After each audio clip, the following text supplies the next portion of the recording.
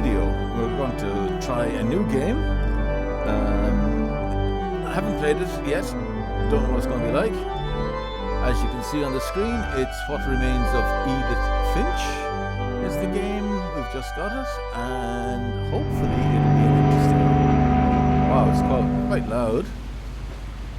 It's a big boat, I suppose. Oh, we can already start it. That was fast boot. Oh no, we can just look around maybe. Up and down. Left and right. So both joysticks seem to do the same thing. Aha. It's a book. What can we do with this? Okay, R1 to R1. A lot of this isn't going to make sense to you, and I'm sorry about that. I'm just going to start at the beginning, with the house. Okay. Weird looking house. Yeah, we can move to it. Okay, this is first person game, which is not that easy. I'm not really that good at it. I lived here until I was 11, but I wasn't allowed inside half the rooms.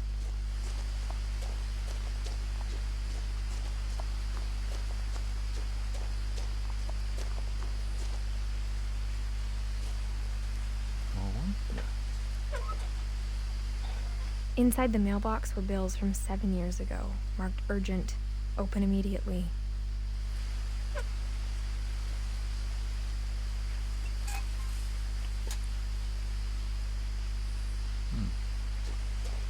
I hadn't been back since my brother Lewis's funeral.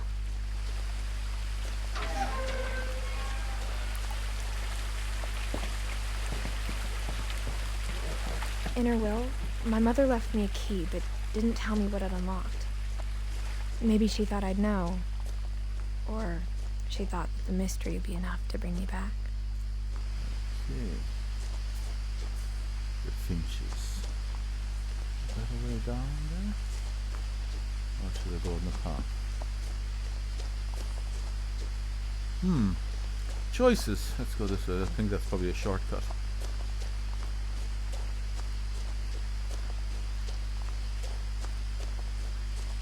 It's really weird that it doesn't give you a I tutorial wouldn't have driven on this the... way in a long time, but I saw a few hoof prints.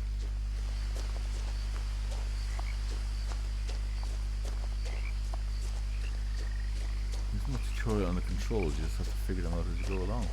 What's that? A deer.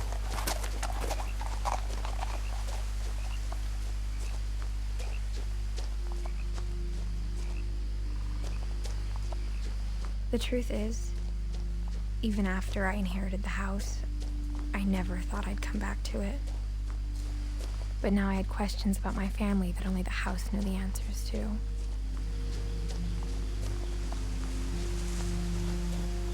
The house was exactly like I remembered it, the way I'd been dreaming about it. Right. Truck.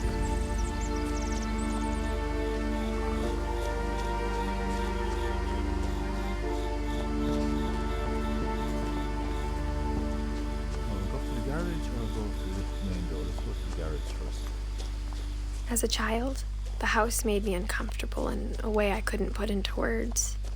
Now, as a 17-year-old, I knew exactly what those words were. I was afraid of the house.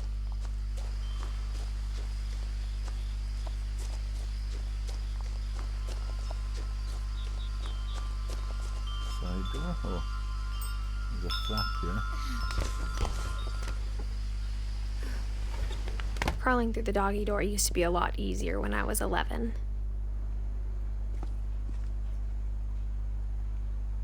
The power had been turned off the night we left. Got a car under there.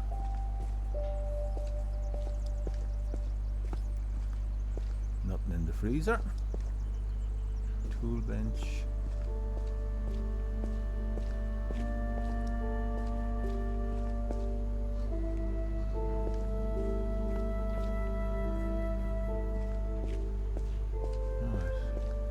Can I do nothing else here? door going into the house, is there? What's that over there? Swimming pool. For the first time in years, I felt like I was home.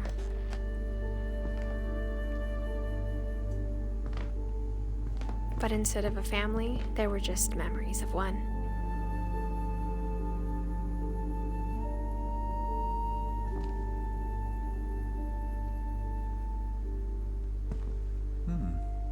This is kind of like a looking around game. What's this?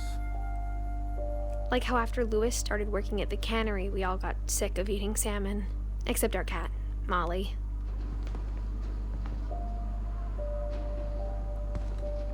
Or how only one restaurant would deliver to our house, so we had Chinese a lot.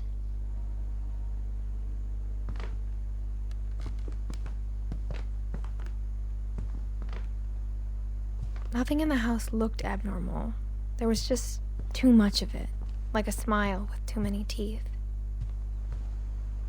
The table was still a wreck from the night we left.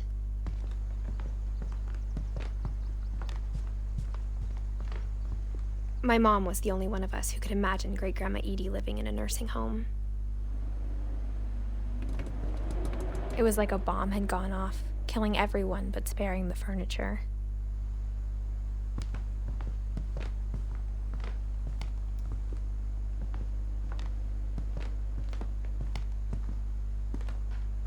Looks like a nice lake.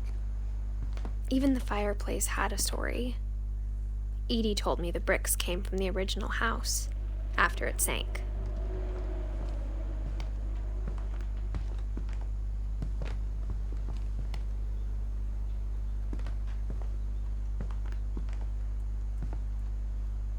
We need a key, I guess. Mom always told me to stay out of the basement, so I wasn't too surprised when the key didn't fit.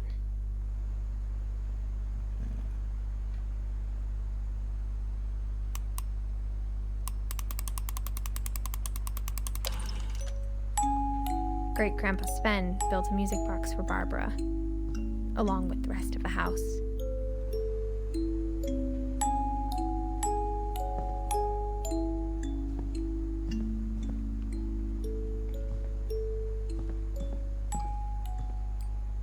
My mom wasn't much of an optimist, but she never stopped believing that my brother Milton was alive.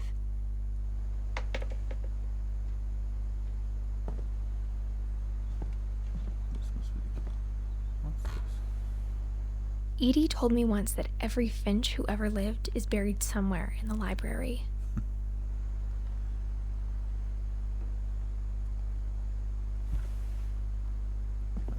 It's sealed.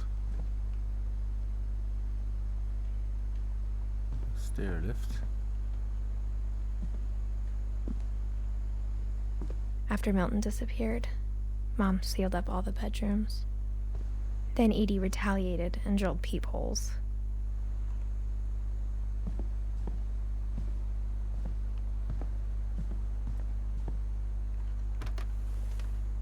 Molly always seemed like a girl I could imagine being friends with, if she hadn't died in 1947.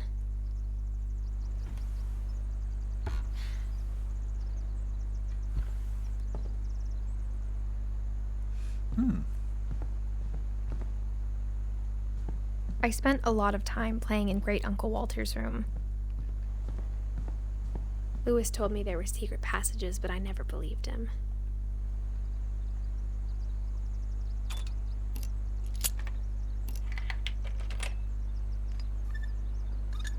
Turns out, my mom was really good at keeping secrets.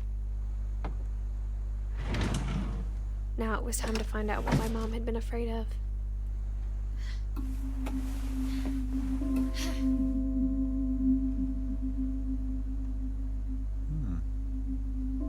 Reading this, maybe it sounds like I had a plan. From the paintings on the wall, it was clear my brother Milton had been here before me.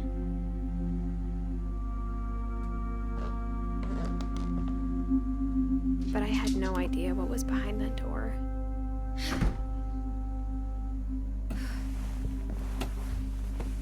Just like I had no idea where all this was gonna lead. I grew up looking at Molly's room through the peephole. Molly's gerbil had a tiny bedroom with its own even tinier gerbil cage.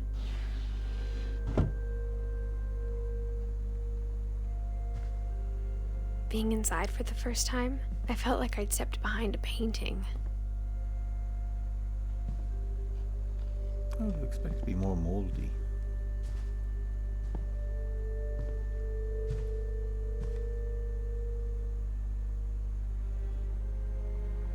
I got the sense Edie had spent a lot of time here before my mom sealed the doors.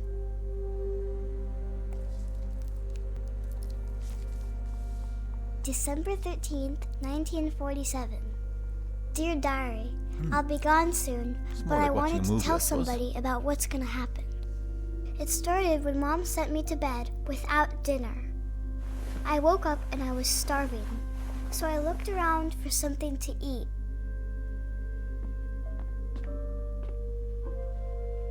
Gerbil food. It looks like poo. Let's pick it up. The gerbil food was dry, but I didn't mind it.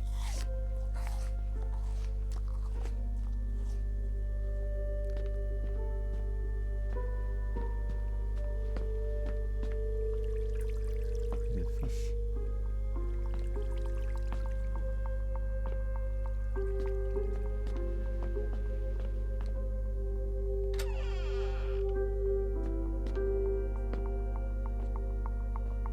I kept eating and eating. Toothpaste.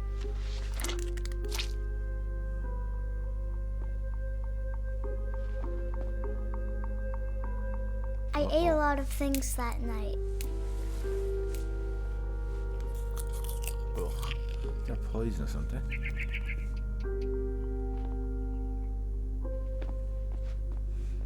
Then I heard chirping outside my window. It was a barn swallow going back to her nest.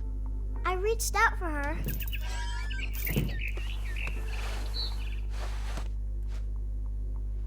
And suddenly, I was a cat.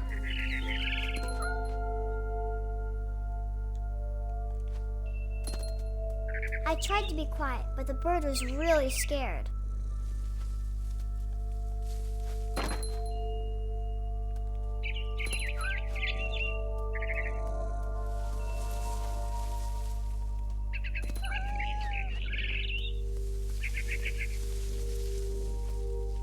Where's the bird gone?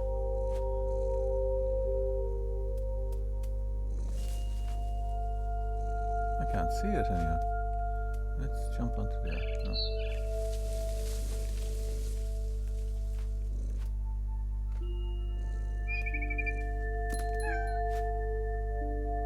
Mom and Dad didn't even look at me.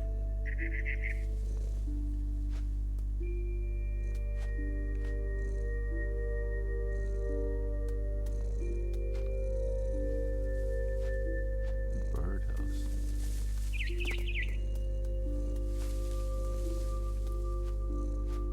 Where I can jump to from here.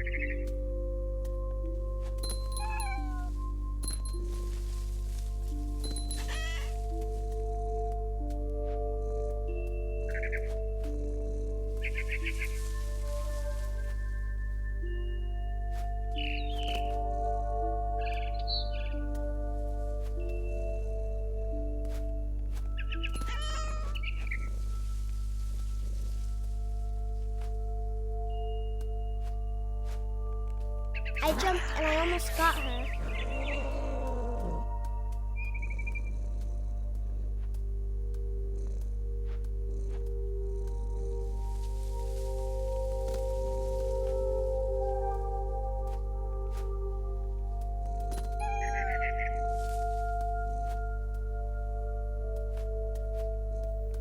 I could tell she was getting really tired.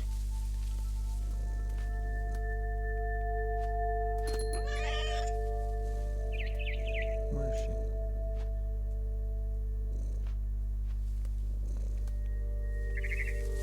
Up there.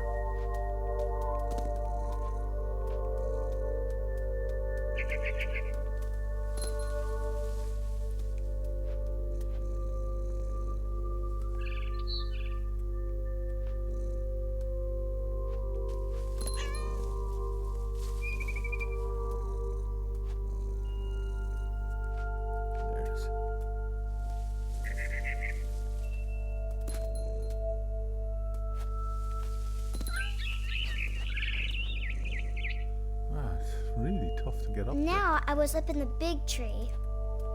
I promised Dad I wouldn't climb it anymore. All I cared about was eating that mama bird. Jump up there. No.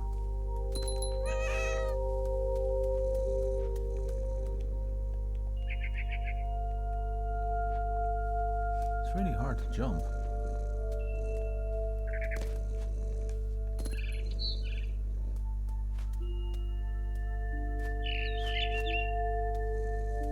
Try and hunt I gobbled her up,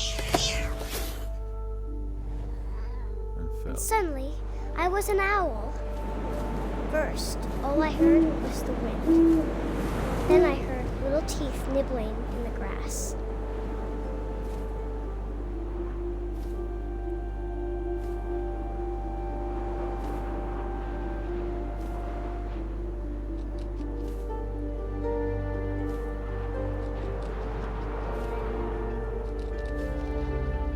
Rabbits.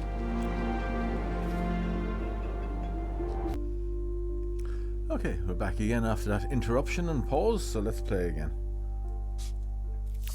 Well, we have to try and find the rabbits because we're hungry. Where are they?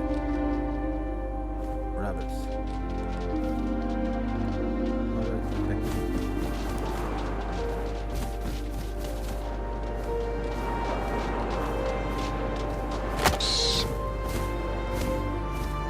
Got it. I imagined his face looking up and seeing mine through my talons. I swallowed him up, and I didn't chew one bit. Then I flew off to find something bigger.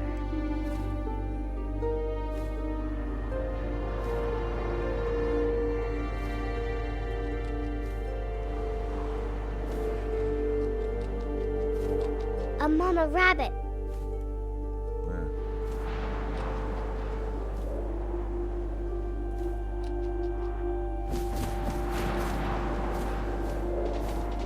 Can't see it.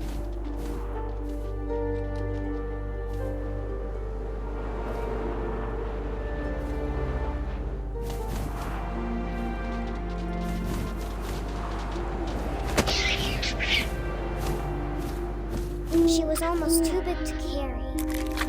I started choking, but I couldn't stop eating. And suddenly, I was a shark.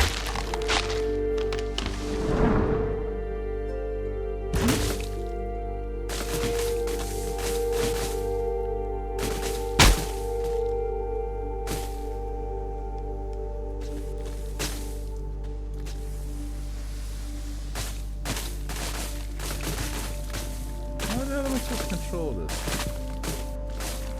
Water. I rolled off a cliff and into the ocean. Now, I was hungrier than ever.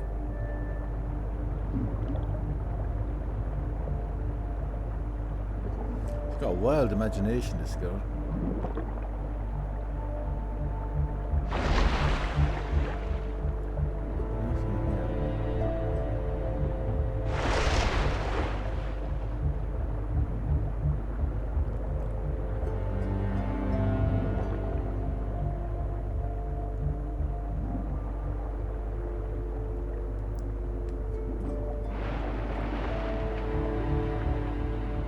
There's a ship. Ah,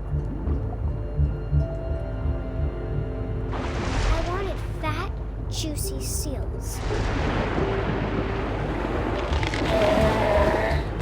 I tore off her flipper, and it tasted really good. where is the seal gone? Can't smell any blood.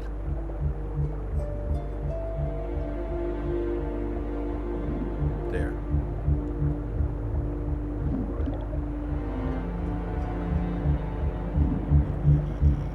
Yum. Come back.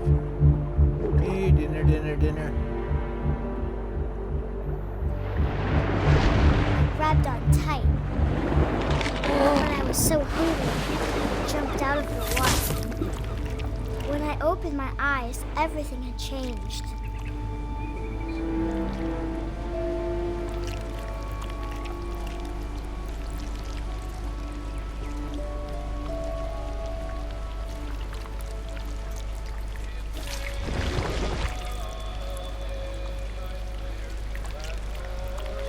now I was a monster and I smelled people everywhere.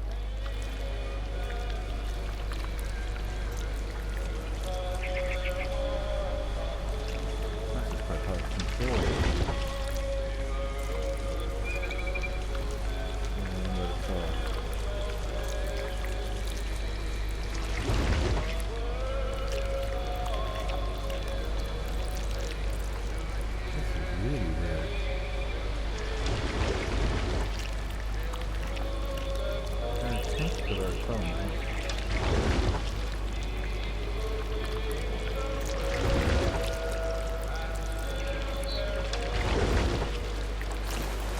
I was big, but I moved real quiet.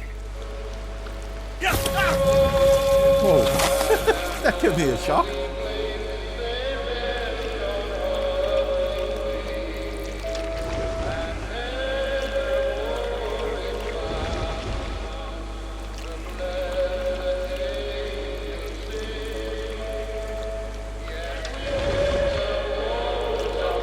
I wanted to stop, but also I didn't.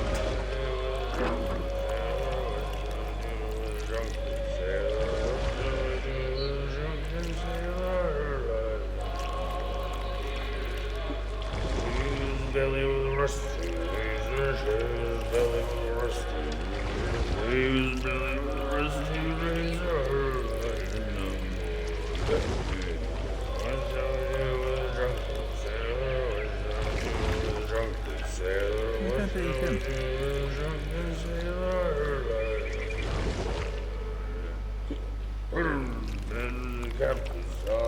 I'll go after the captain then.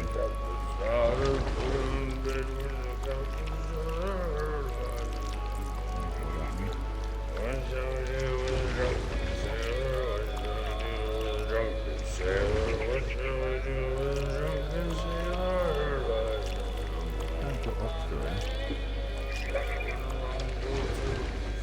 There.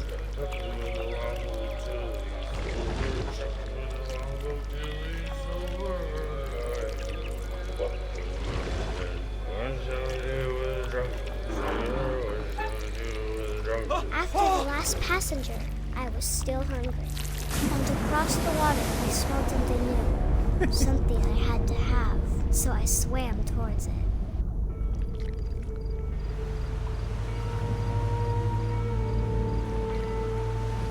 I slithered onto the sand, and the good smell went into an old pipe.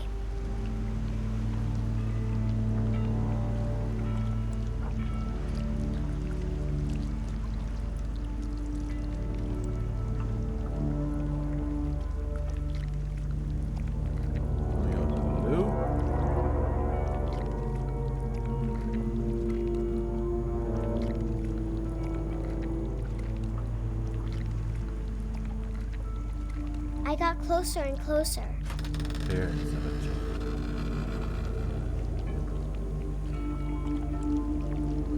No, it's her room.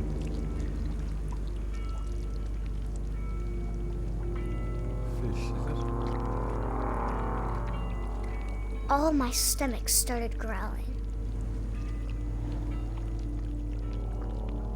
And suddenly, I was me again. I held my breath for a long time, but I couldn't hear anything. I think it's waiting for me to fall asleep. But it's not going to wait much longer. It needs to feed, and we both know I will be delicious.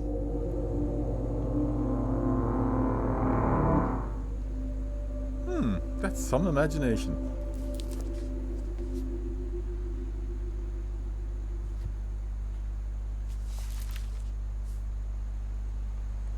I'm not sure if I believed all of that, but I'm sure Edie would have.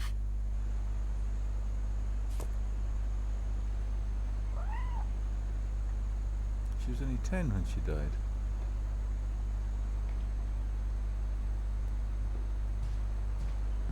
I can't describe it, but I felt like some part of Molly was still here. There's the slithery.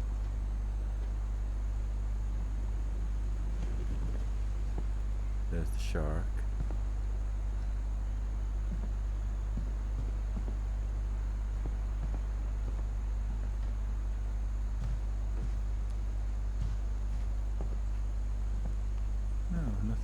here? No, this one.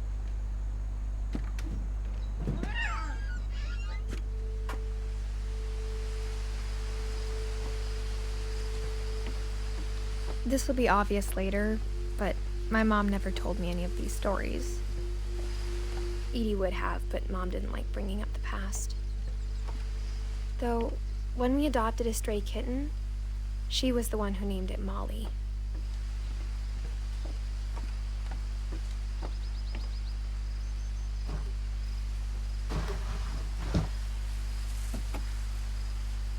I spent a lot of time in Great-Grandma Edie's room. We got along, and it was a good place to hide from my mom.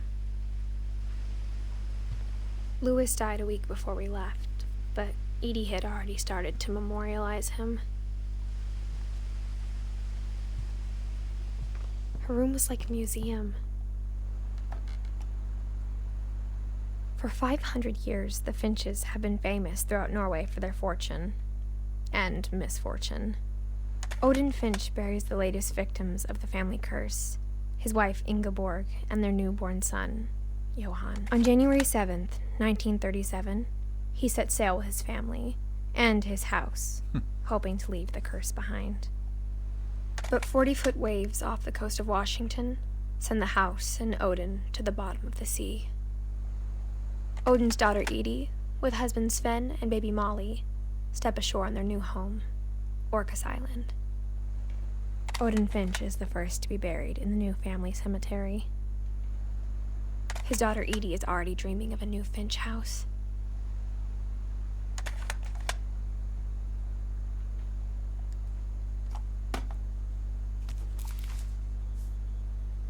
Whatever's wrong with this family, it goes back a long ways.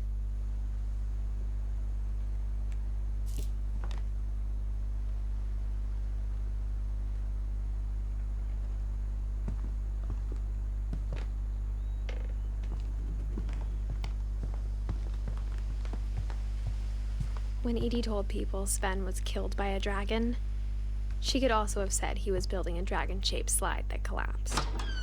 Even in her 90s, sometimes Edie seemed a lot younger than my mother.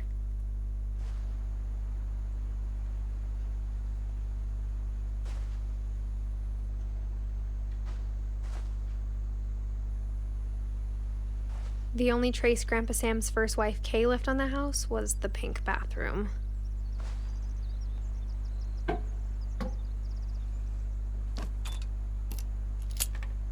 There's a secret in this bathroom.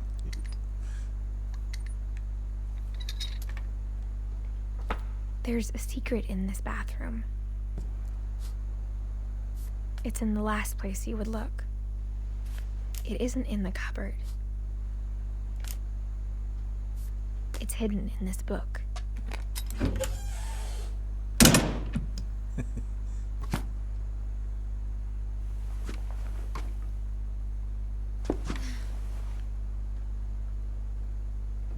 Sven gave Sam an old camera he'd refurbished. He never put it down.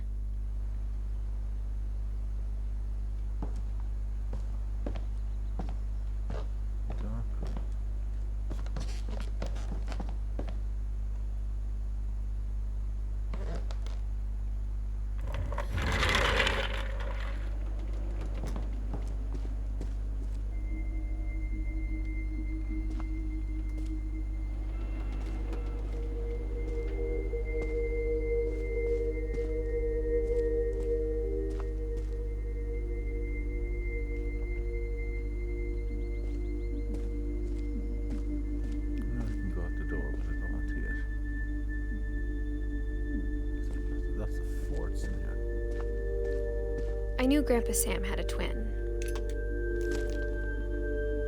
and that he never talked about him. I guess my grandpa didn't like history any more than my mom did.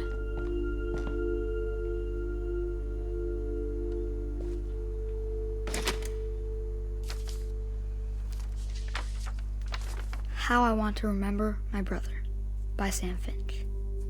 The thing I remember is that when he made up his mind, that was it.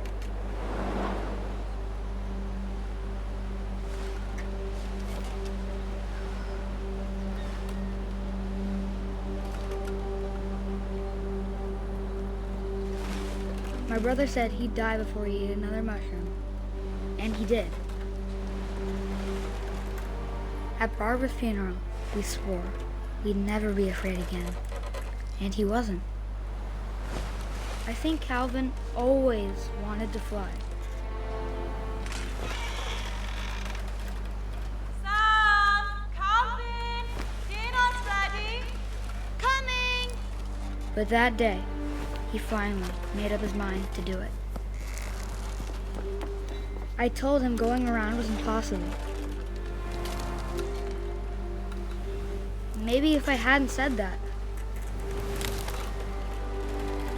Calvin! I'm not gonna tell you again! maybe if the wind hadn't picked up, then maybe he'd still be here. But I doubt it. I think he'd already made up his mind. That's what I want to remember about my brother.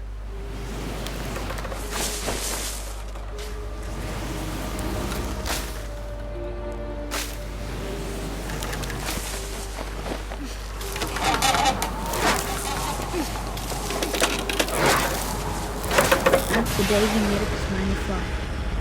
And he did.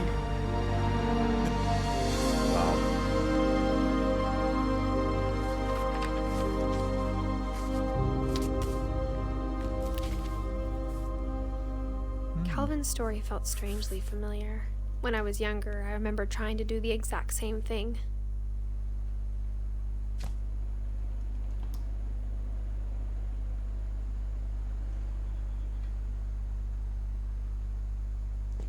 After the funeral, Edie roped off Calvin's half of the room.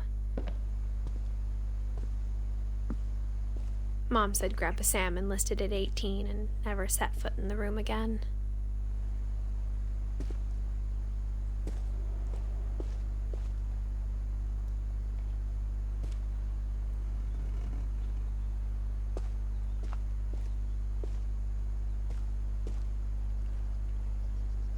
How do we get out of here then? Let's go back to it.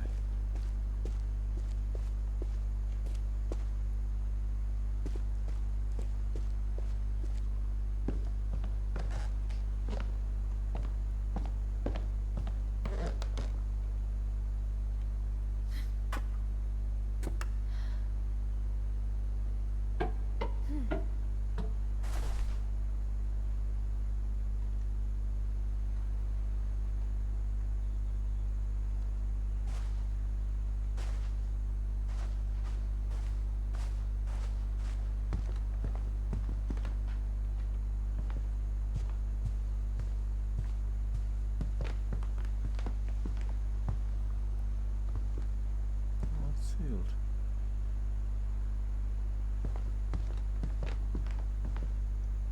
Edie knit me a new pair of gloves every year, just in time to replace the old ones.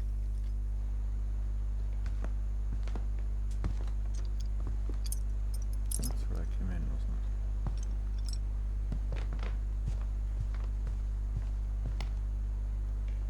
1937. Built.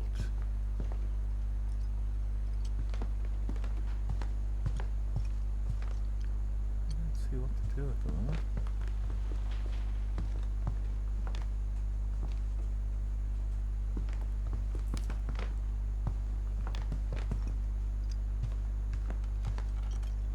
Okay, I'm a bit lost here. There's nothing covered. No.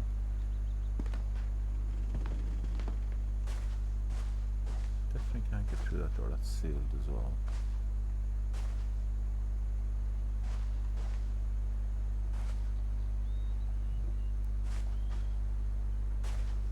Go back through here and see if we can find anything else. I'm not sure if you actually hear me because I'm actually half whispering because it's like a quiet. Interesting. So I couldn't find any way out of the boys' place. There's nothing else around us there, is there? Oh, that's the thing up the way.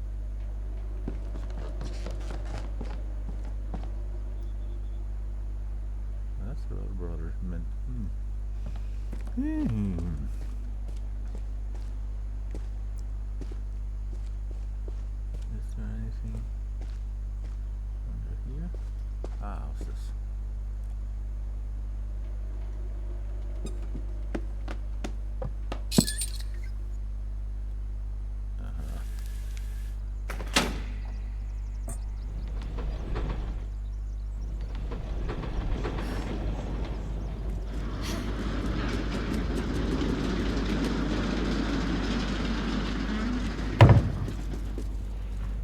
house is weird. The passages were a pretty tight fit. They'd obviously been built for smaller hands and bellies. There's loads of different ways to go now. It's a really cool house.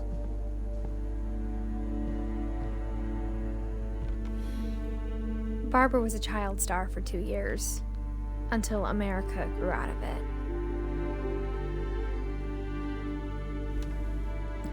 Get into her place back down. What's this? Whenever people ask me about my family, the first thing they always want to know about is Barbara.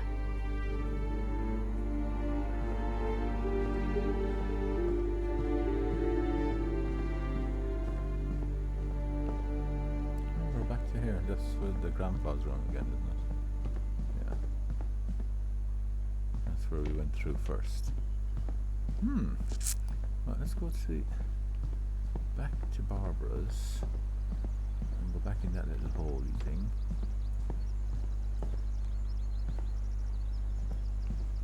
And go this way.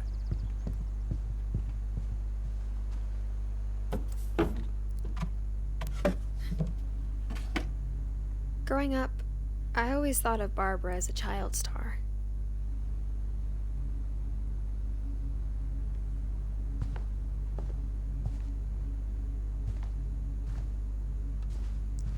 I never thought about how hard it must have been for her afterwards.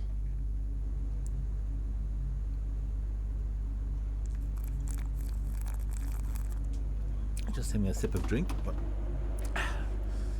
getting too involved. Of all the stories people wrote about Barbara's death, I'm surprised Edie saved this one.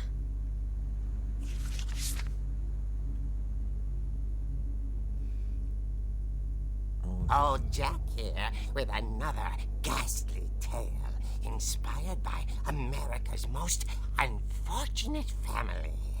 I'm calling it The Surprise Ending of Barbara Finch.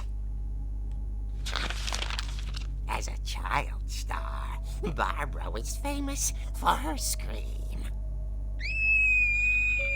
Now at 16, she was all washed up. A has-been. But in a lucky break, she'd been asked to perform her signature scream at a local convention for monster movie fans. It was just the boost her career needed. Unfortunately, her scream hadn't aged well. Getting better. I think you just need the right motivation. Her biggest fan and current boyfriend, Rick, was about to demonstrate when...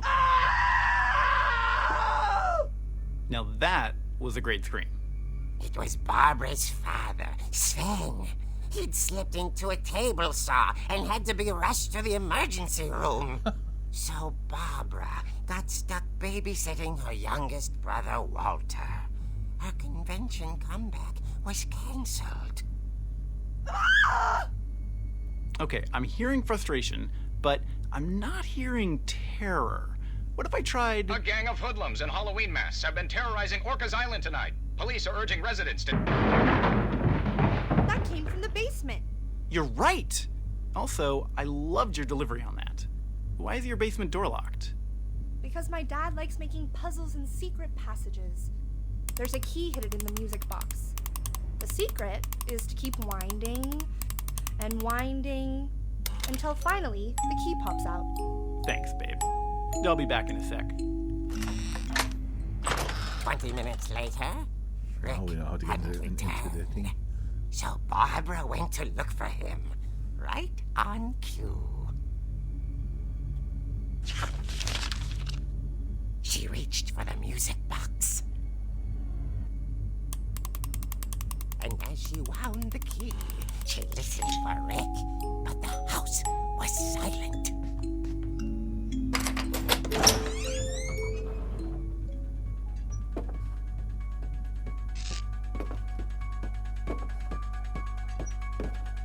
She found Rick's crutch and imagine the worst.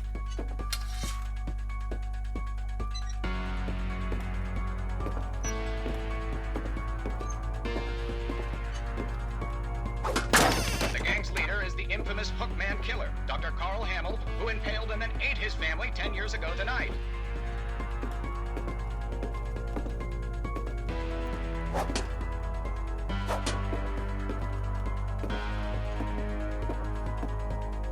It's not there. This way.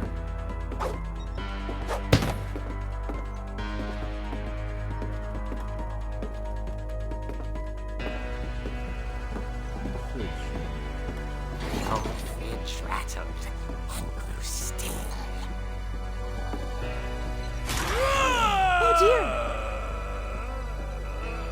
Oh dear. Oh! Rick?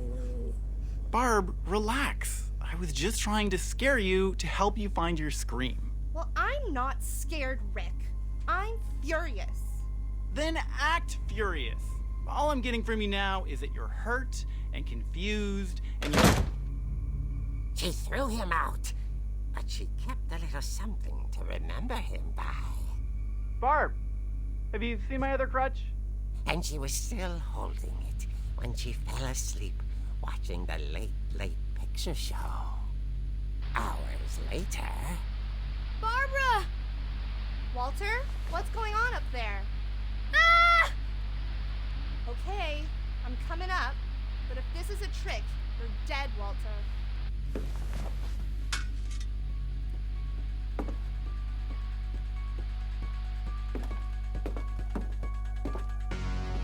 go up that way.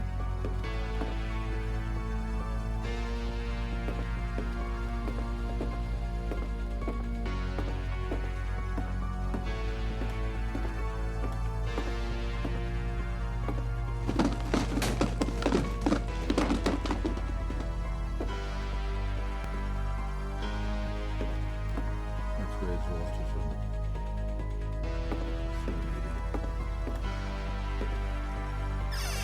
Walter, are you there? Walter had vanished, but his bedside radio was still on.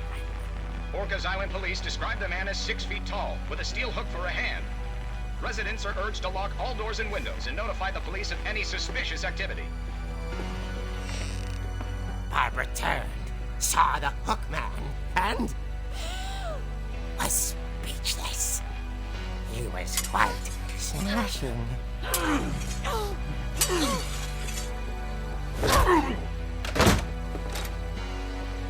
And here he was.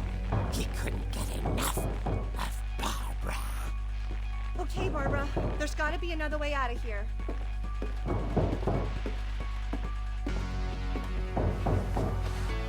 That night, she played her part beautifully.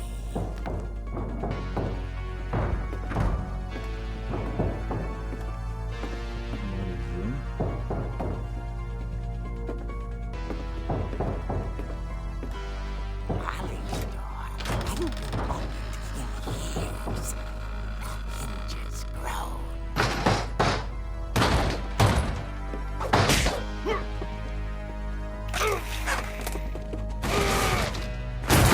He wasn't moving, but she sensed the story might not be over yet. What's the downstairs? It's going to be the boyfriend, isn't it?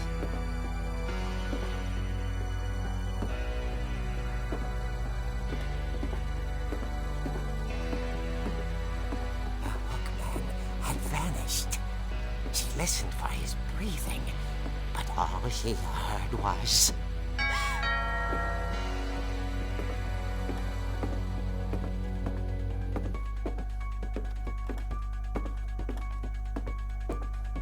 At the door, she heard whispering. It was coming from inside the house.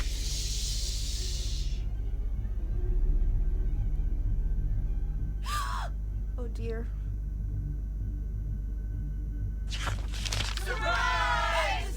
Bravo, Bob! You were wonderful! monsters had come to surprise her. For Barbara, it was a dream come true. This is bad. And she saw what kind of monsters they were, and she realized what was about to happen. She was going to be famous. And with her final breath, Barbara Finch gave the performance of her life.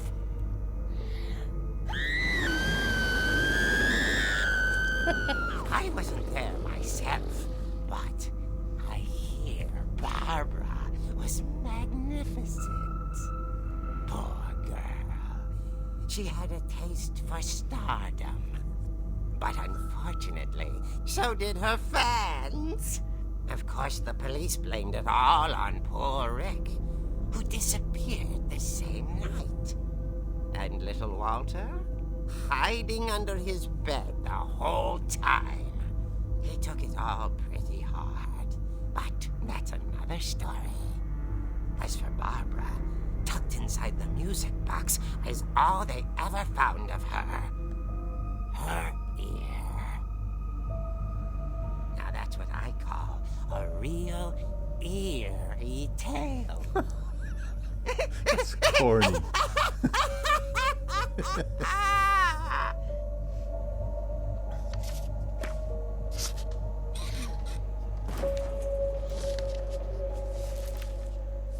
Okay, that's Barbara's Edie told story. me all Barbara wanted was to be remembered, as absurd as that comic was.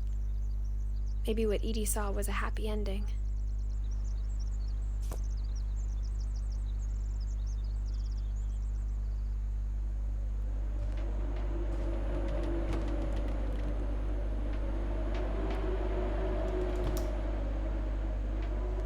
Okay, I think we can make a break there.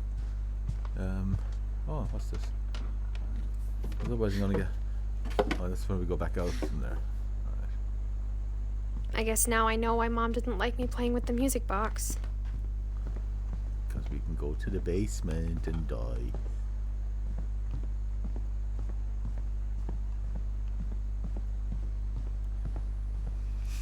I have to have a sip of beer, but I can't get to it because need two hands to control this thing. Where the music box? There we go.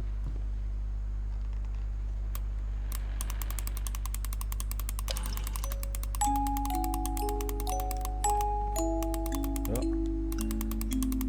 Keep twisting. Yes.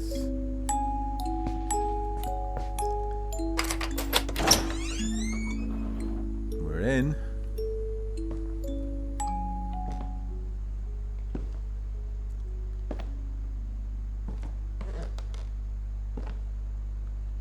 We already know our way around because we've seen it in the cartoon eating, which was remarkably accurate.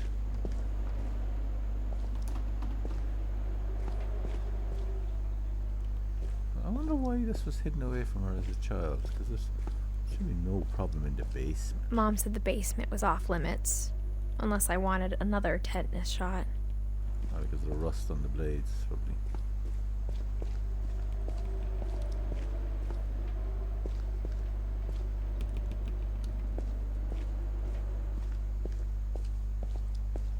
I saw Edie sneak down to the basement once, carrying packages. I thought maybe she was hiding presents.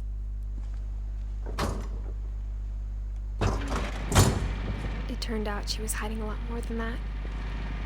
Oh, it's a generator.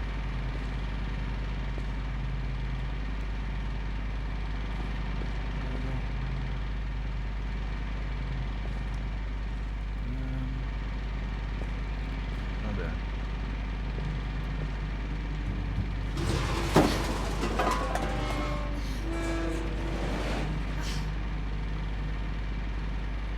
I remember asking Mom once about where Walter had gone. She said after Barbara died, he got as far away as he could. It's If there's a pattern in all these cave stories, of food.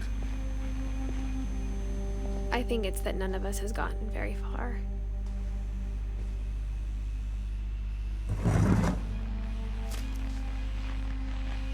Goodbye, everyone. I can't believe I've been down here for 30 years. He hid downstairs for 30 On that first years. day, after the shaking started, I didn't think I'd survive a week.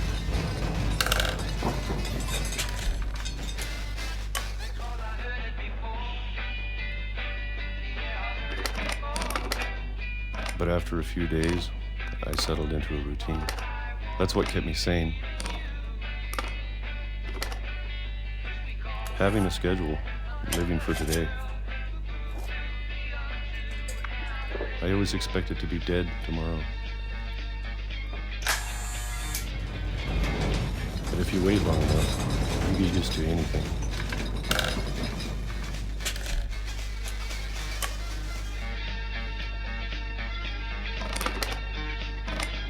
Even a monster on the other side of the door starts to feel normal. Almost friendly. Just living on peaches. And then one day, everything just stopped. Whatever that thing was, it was gone. Maybe it got tired of waiting. Or maybe I just got tired of being afraid.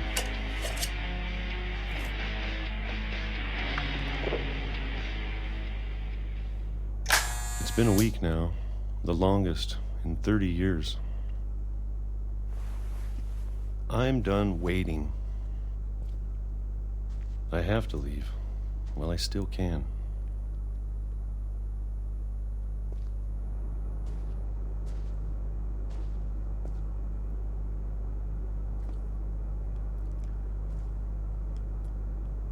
How can I get past?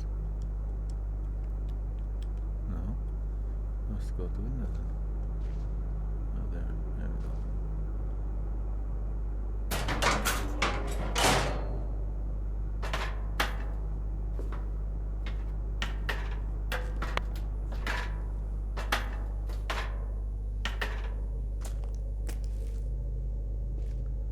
How many secret tunnels and passages are in this house? I know it's out there, somewhere.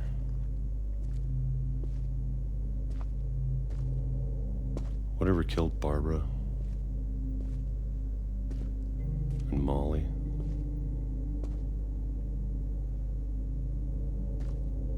and Calvin. Ooh, hammer. Maybe this is all a mistake.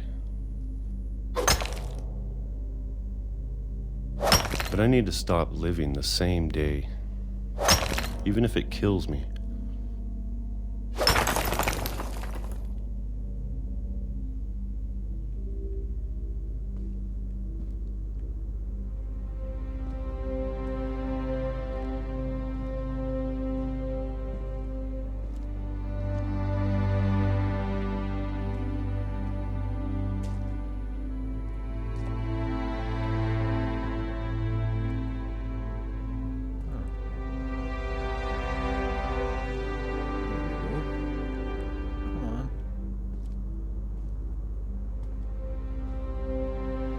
Whatever's out there, I want you to know I'm ready for it. I'm going to appreciate all of it, especially the the train food. that was giving him the noise. I don't mind if I only have a year left. Or a month. Or a single week. I'd be happy with one new day. I can already imagine the sun on my face. That's what I thought.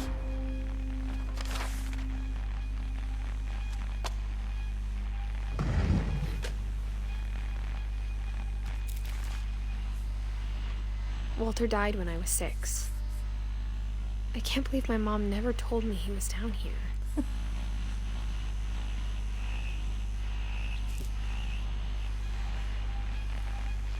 I'm sure my mom was trying to protect me.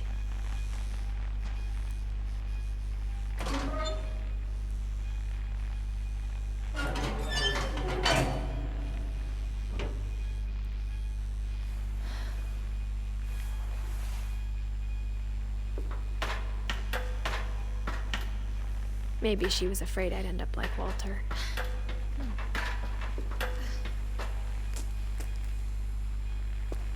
But if she never told me about an uncle under the house, I can only imagine what else she was hiding. I don't want to make the same mistakes she made.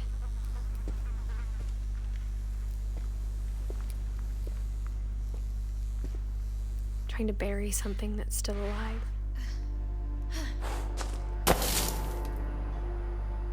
Now that there's only one of us left, or maybe two, I thought it was time I heard the stories for myself. And found out what happened to everyone else. But now I'm worried the stories themselves might be the problem.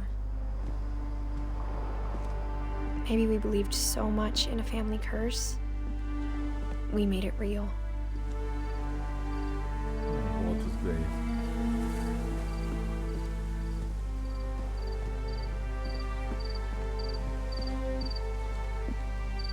Where did the train go to then?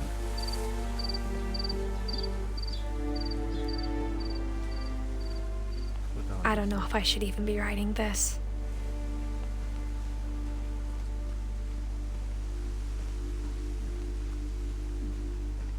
Maybe it'd be better if all this just died with me.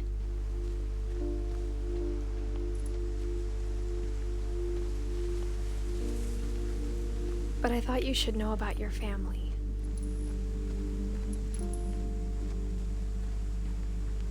And the history you're a part of.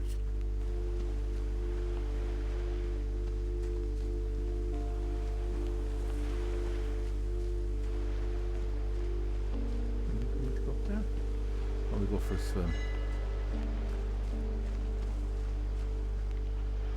We can't go for a swim. That's okay.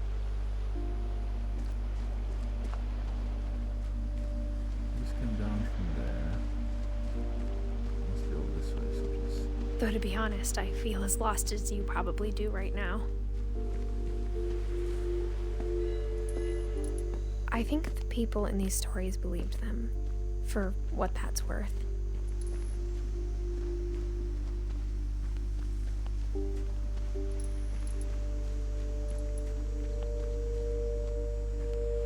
It's not really a game for playing, it's just you're following a story. It's quite interesting. I can't even figure out how long we've been playing. Probably over an hour already. And when you look at the house, that history of imagination and stubbornness and madness, any of it seems possible.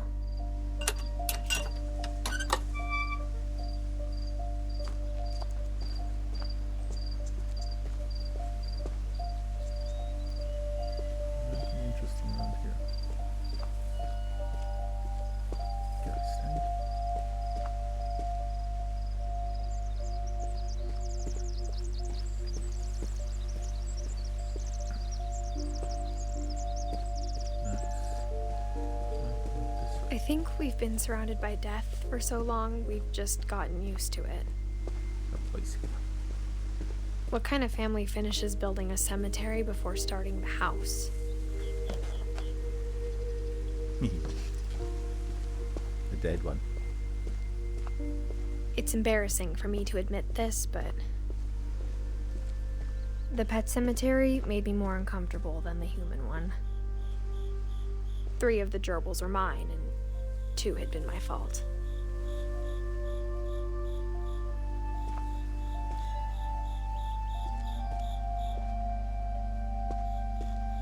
Sven built the house, but it was Edie who designed the cemetery.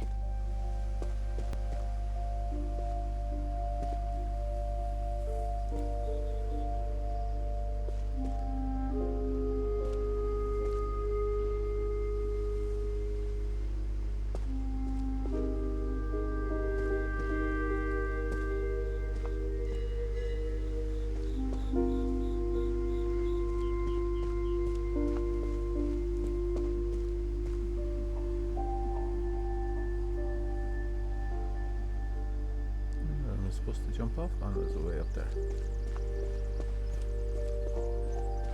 I'm sure Odin's monument had been Edie's idea. My mom was always trying to move on, but for Edie, the past never went away.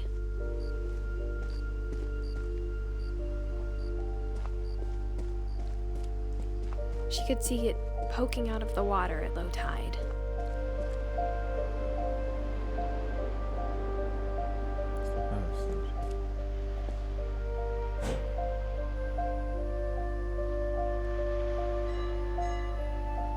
Edie said she dreamed about the old house every night. It's been there for 100 years.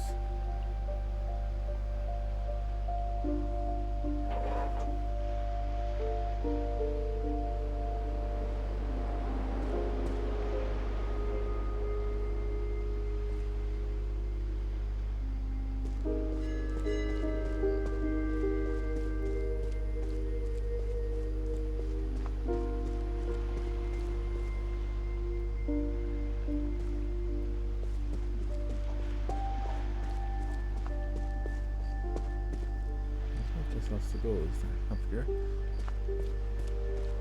No.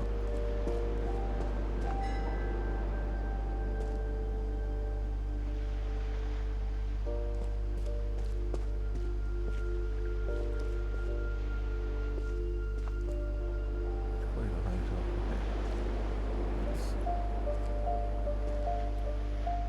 I can't really look at that again, can I? No.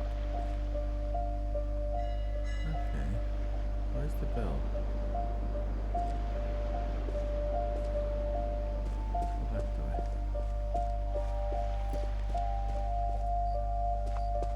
it. Edie's side was always easier for me to understand.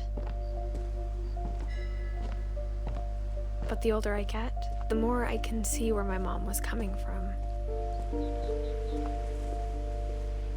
Her dad had been pretty strict, but it wasn't enough to save her brothers. She was just trying to do better.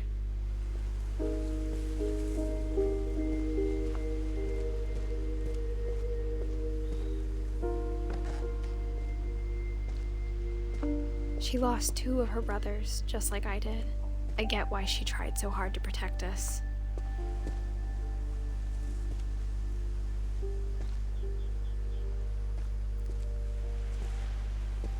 We never found Milton's body, so my mom insisted we were putting up a monument, not a tombstone.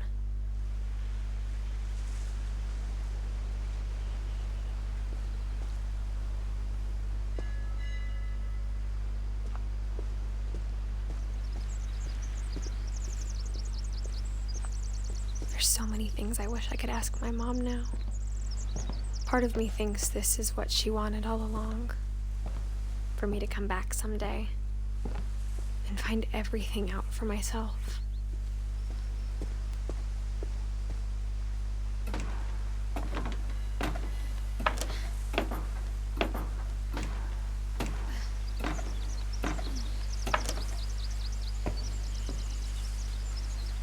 But looking back on it now, if she told me there was going to be so much climbing, I never would have come when I was 22 weeks pregnant.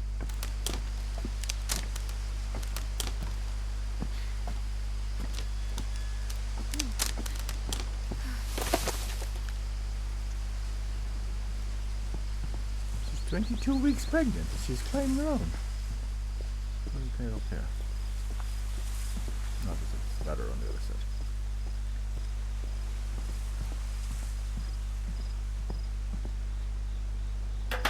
I never met Grandpa Sam, but I think he and my mom had a lot in common.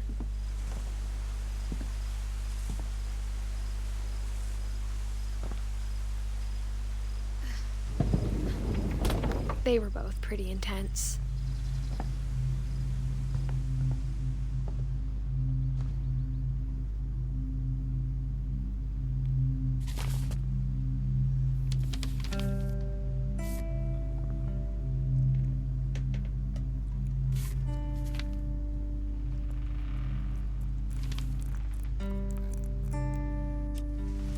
Dawn, I promise, you'll never forget this weekend.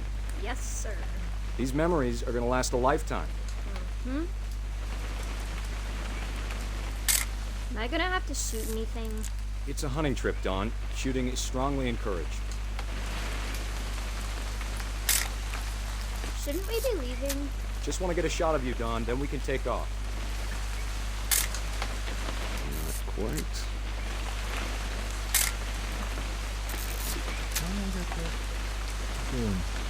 What? Perfect. It's gonna rain the whole weekend, isn't it? Please just take the damn picture. Hey, language. I will never forget this weekend, Dad. That's the spirit. Okay, got it. I'm gonna take some pictures, okay? Just be careful. That camera's older than you are.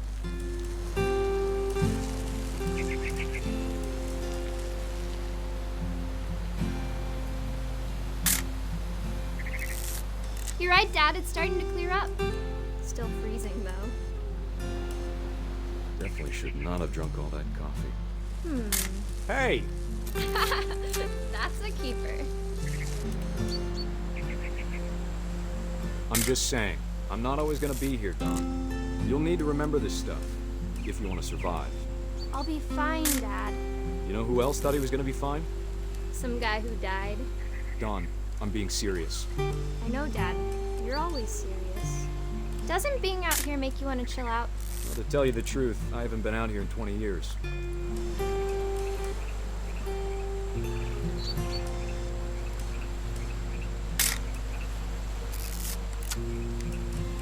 Last time I was with my brother Calvin. Man, that was a great trip. Your grandpa Sven taught us how to fish, how to build a fire. We found an old logging trail. There were deer everywhere. Dawn, don't you think you could find something more interesting to photograph? I bet if I could remember where that trail was, we'd spot a buck for you in no time. Give me a minute to check the map.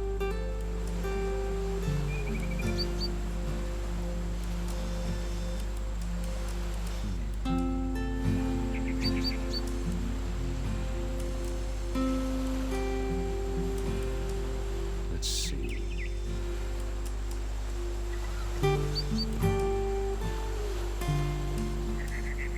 Maybe.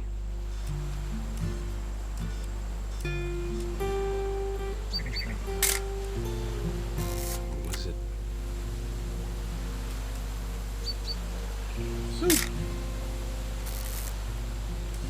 Could have been.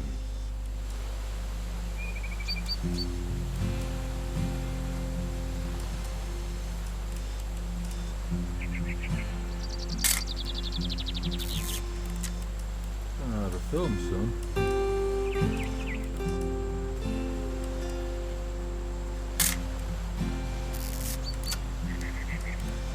I found that everything.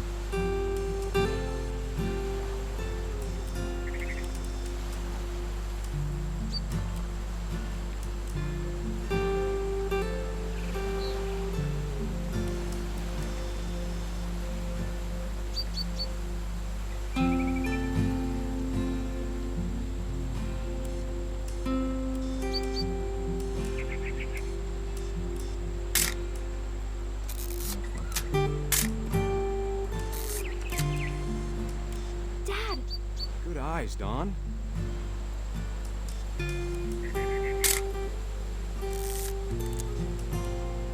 Before you take the shot, let me get a picture of you.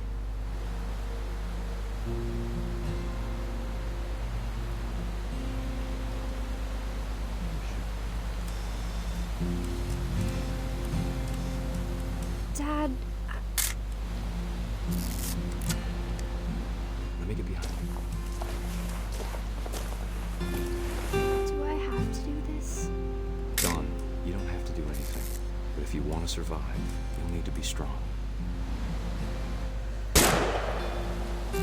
Great shot, Dawn!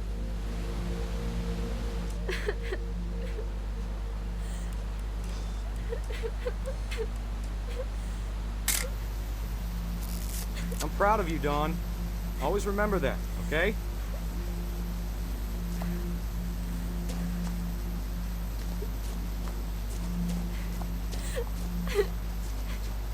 Sorry, Dawn, just gotta reset the timer.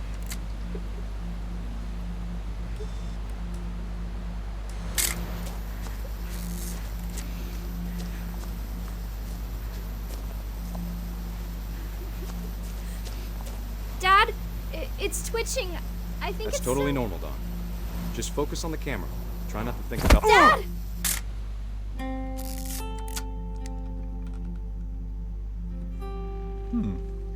Killed by the deer he was trying to kill.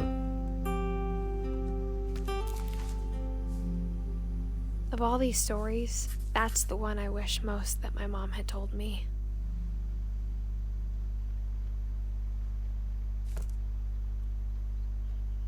Sam spent his life shooting photos, but Mom said he got nervous being in front of the camera.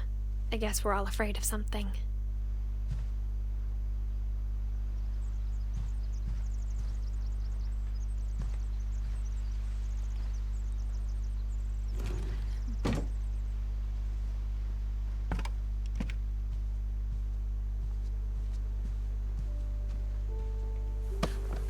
After Sam died, my mom and Edie got really close. They'd both lost a lot.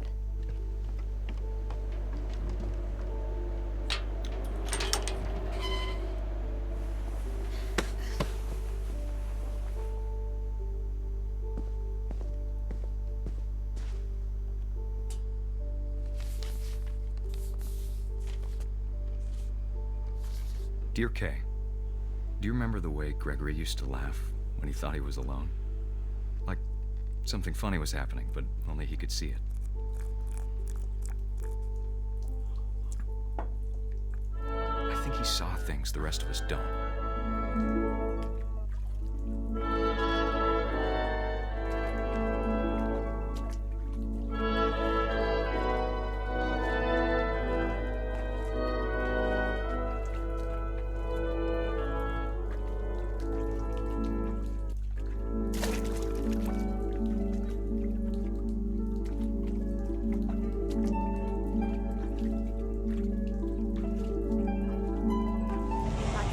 Gregory, it's time to... Hold on, sweetie. Hello? He's gonna drown. Sam, I told you I don't want to talk right now. I wonder what he saw.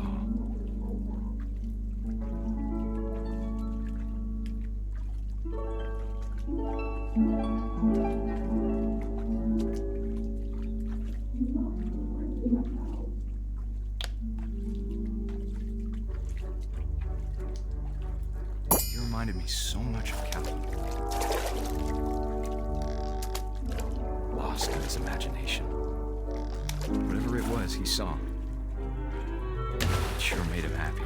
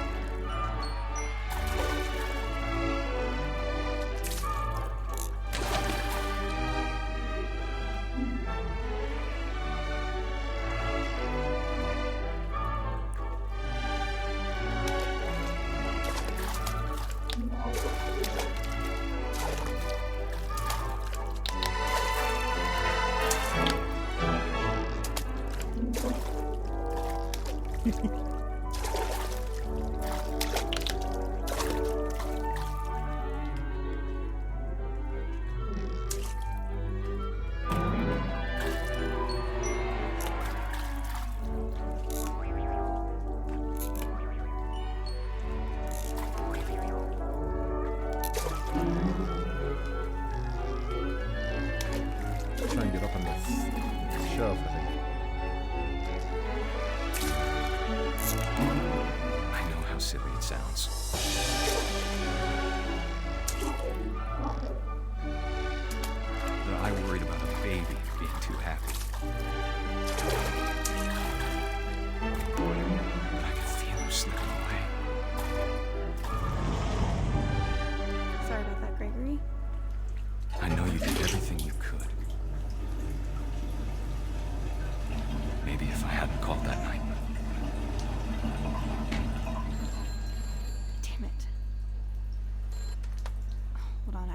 Gregory to hear this.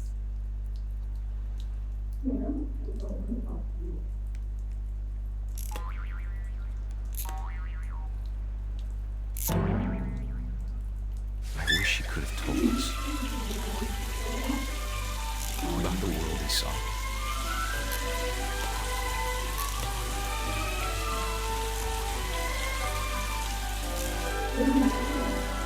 There's so much I don't understand about Gregory. About everything.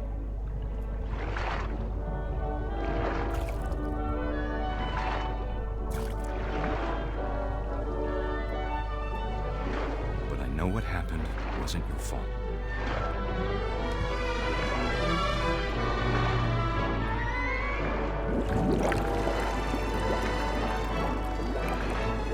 I'm sure he's happy. And he'd want you to be happy too. Good luck, Kay. Love, Sam.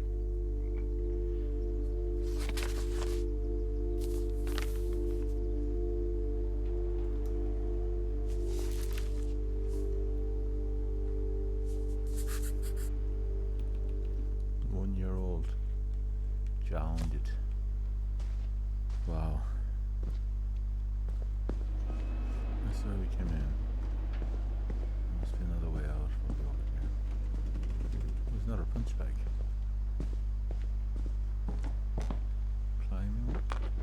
My mom moved up to the loft after her brothers died.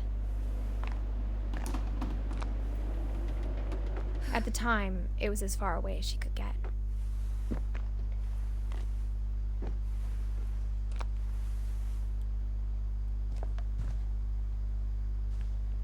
I can't imagine what it was like for her to lose 2 sons after she'd already lost 2 brothers. She spent a summer building houses in Calcutta, where she met my dad, Sanjay.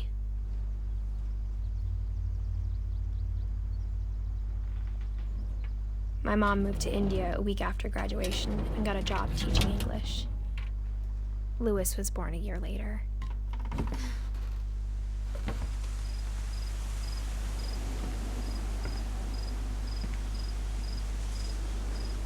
When my dad died, I don't think Mom knew where else to go. I'm sure Edie was happy to have her back.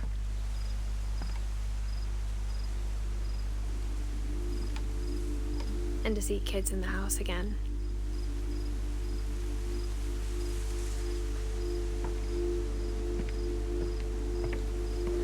The house had to get a little bigger, but Edie was used to that.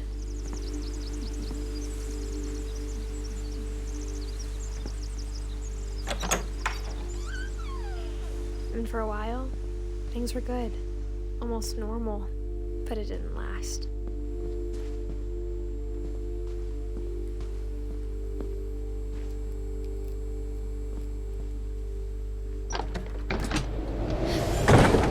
The beginning of the end was Milton's 10th birthday, when Edie gave him a castle.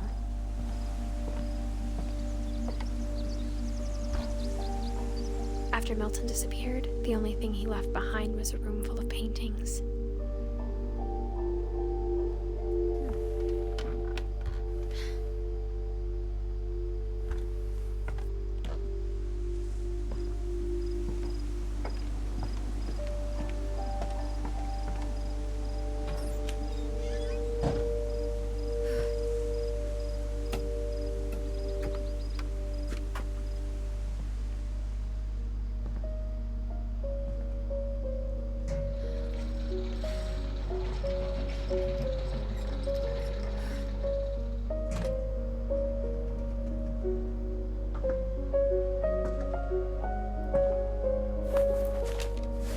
Milton Finch in The Magic Paintbrush.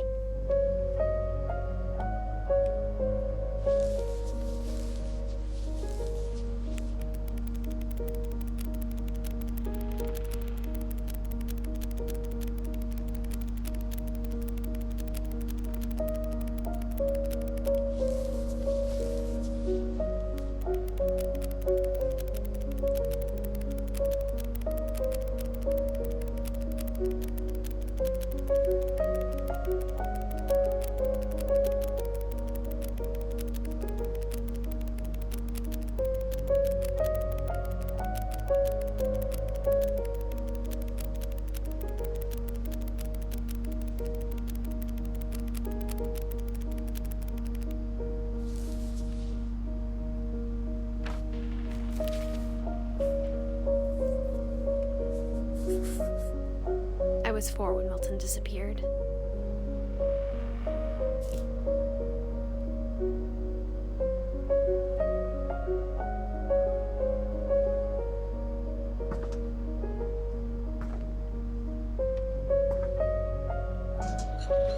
Mom spent months searching for my brother. Then she sealed the doors.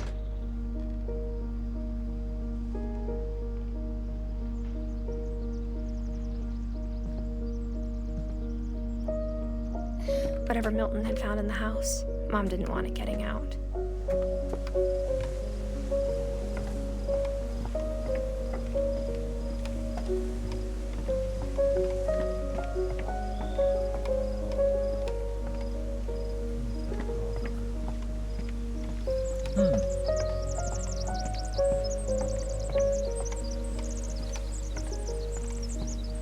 It's a nice castle.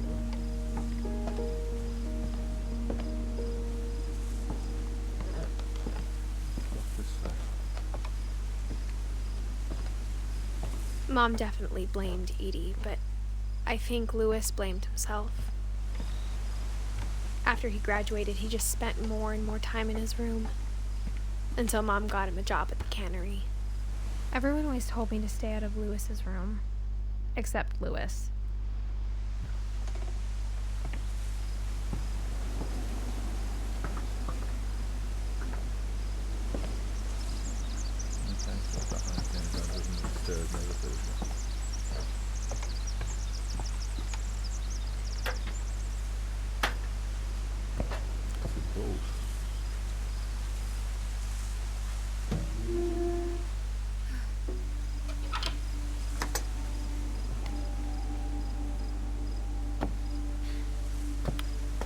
There's a bong here. Louis's room smelled very, very familiar. That part of him lived on. It's all weed.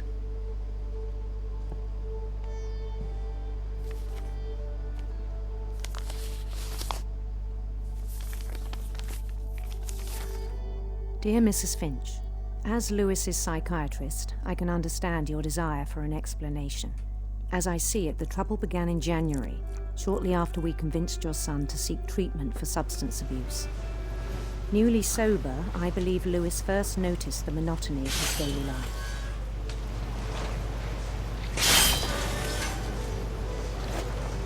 He kept working at the cannery, but he withdrew part of himself. In our sessions, I saw the same behavior. His mind began to wander.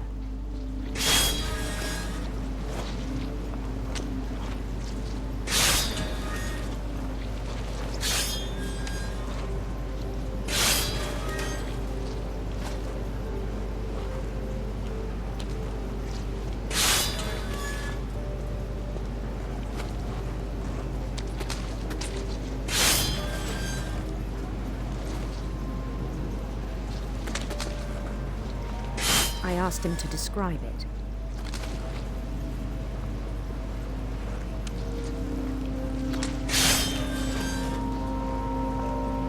He said he started small, imagining a labyrinth. He'd feel his way about.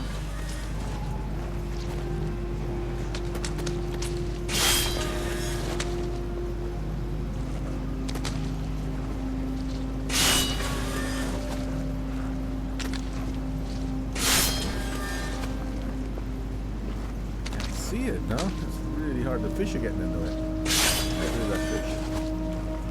Get rid of the next one. Down, down.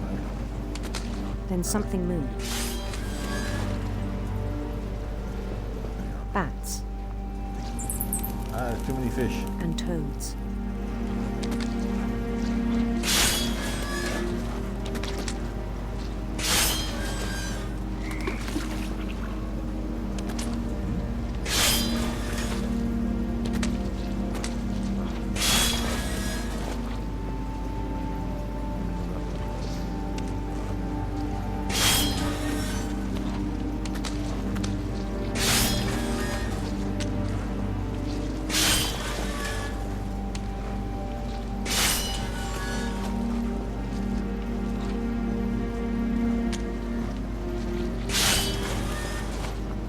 things that have not names. He knew it was all in his head. It's quite hard to know.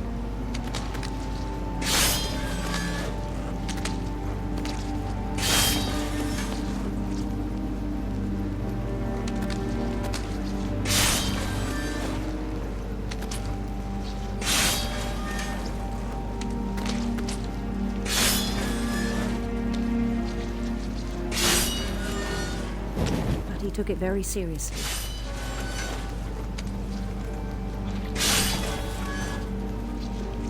I had hoped he'd find himself.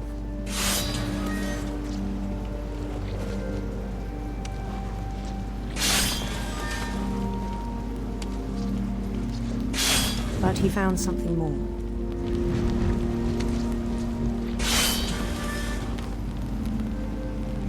I worried about him then. Daydreaming at the cannery. I spoke with his boss. But he said Lewis had become a model employee. Methodical, tireless, focused. Like a whole new Lewis. So I let him go on.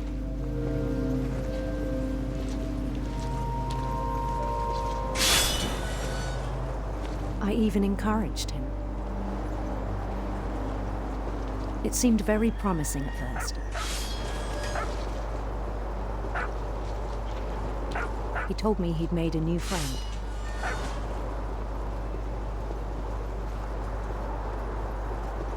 On the edge of a city he named Lewis Hope.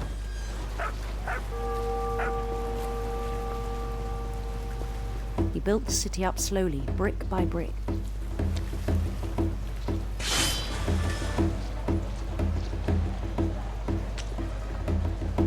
Then he made musicians.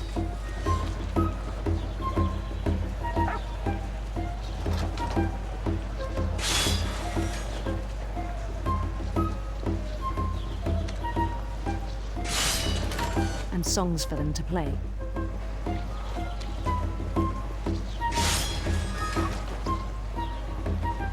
He talked about starting a band.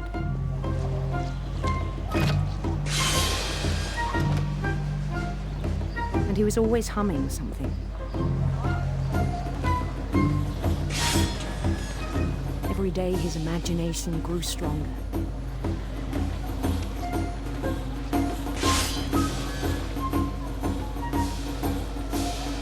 He no longer spoke at the cannery.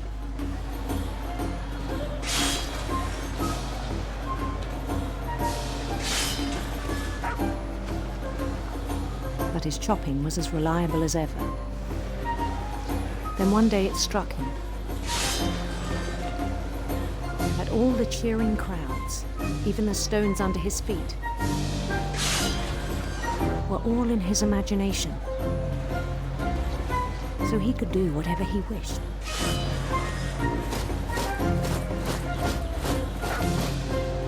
He held an election for mayor. And he won.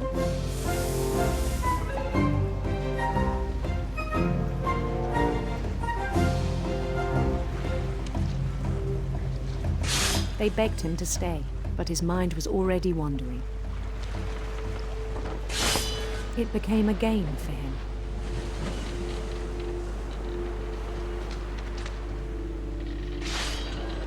He'd conquer a city, then immediately push on. New Louisville.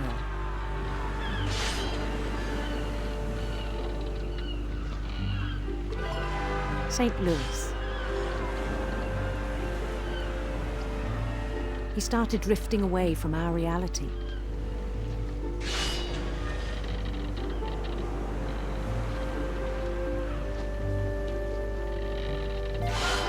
Minneapolis, until one day he forgot to go home from the cannery. Even as his mother pleaded with him, part of Lewis kept sailing on.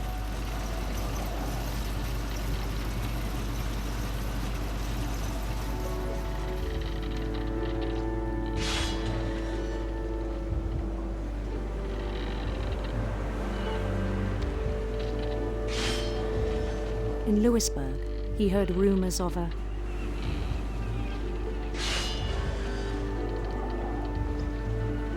beautiful prince.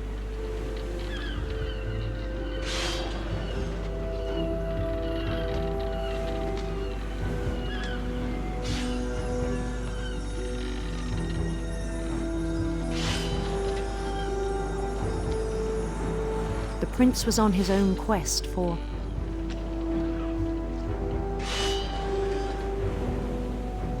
sinister serpents.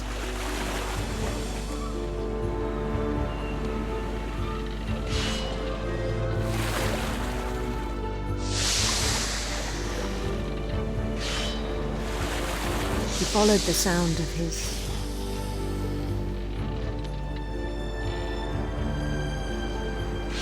electric sitar.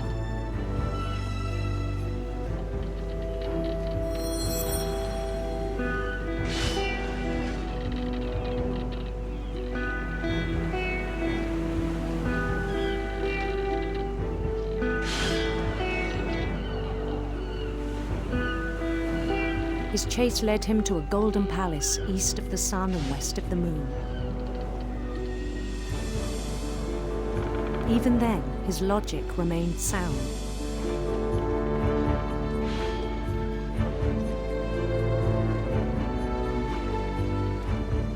He knew the world was all in his imagination.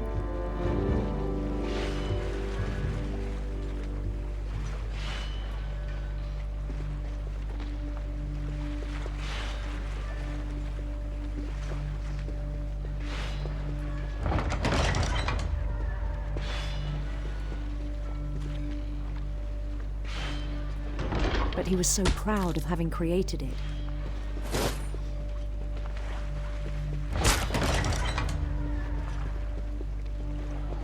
In his own eyes, he'd become something greater than a king.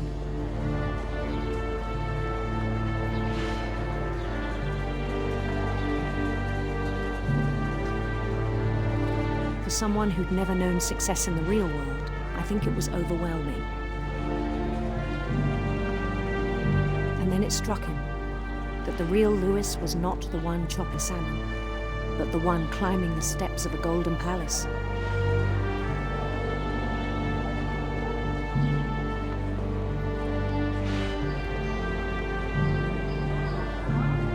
My imagination is as real as my body, he told me.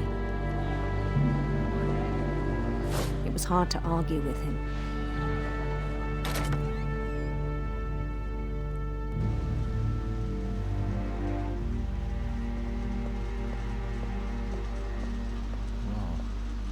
This is a very involving story.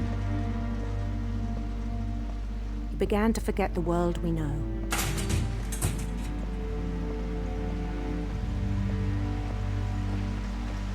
I think it pained him to remember Louis, the cannery worker.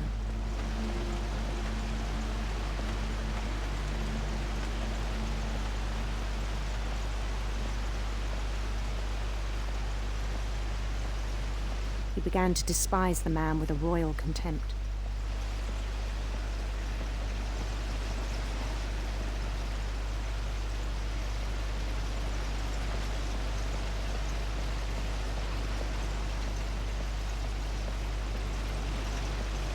I still thought I could save him.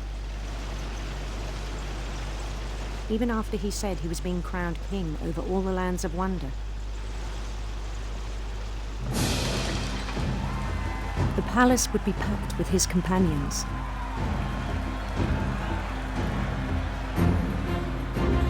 It's quite gruesome, actually.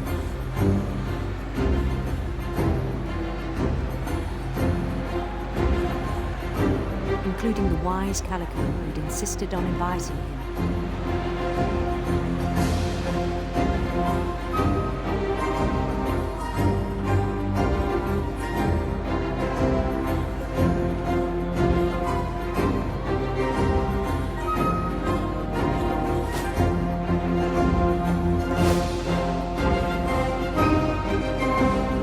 His prince waiting, holding his crown.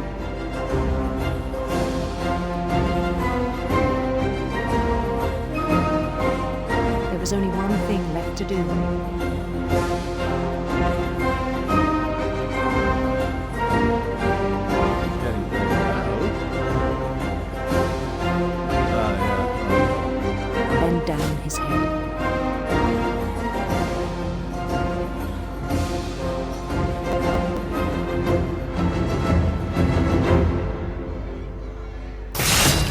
And the rest I think you know. Mrs. Finch, your son was a kind man who will be missed by all of us who knew him.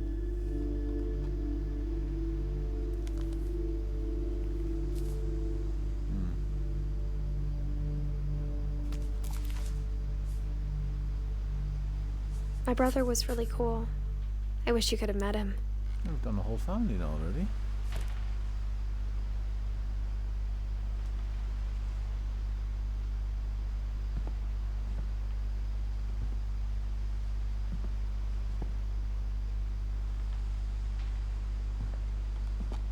I guess it's the story for... Lewis and I spent a lot of time playing games together, but he was surprisingly bad at them.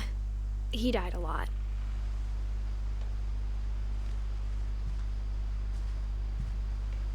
That's the...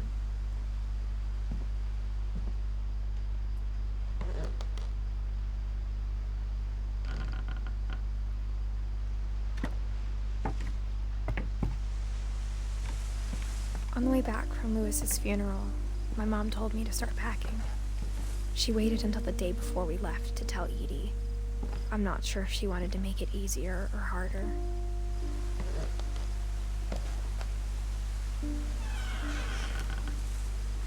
I wish we'd stayed.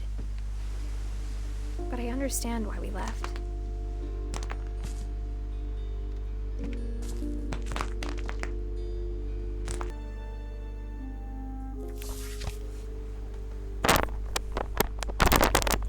We had a little pause there, but okay.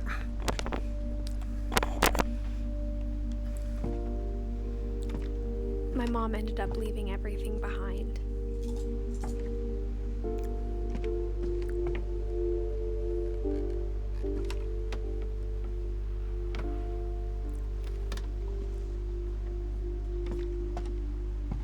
What happened that night had been coming for a long time. Maybe it should have come sooner.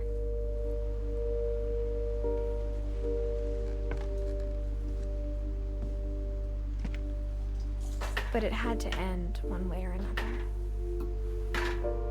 All that's left now is to tell you about that last night.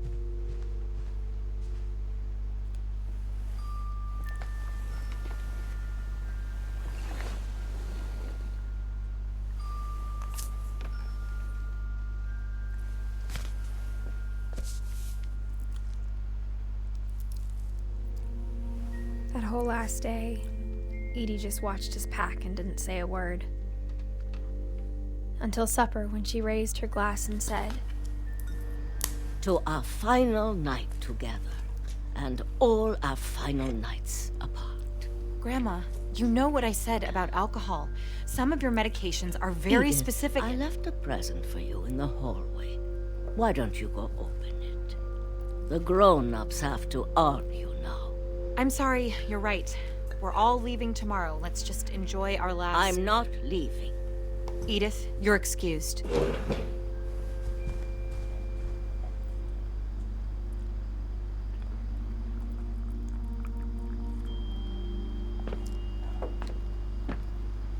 The power had been shut off that morning, but Edie always had plenty of candles.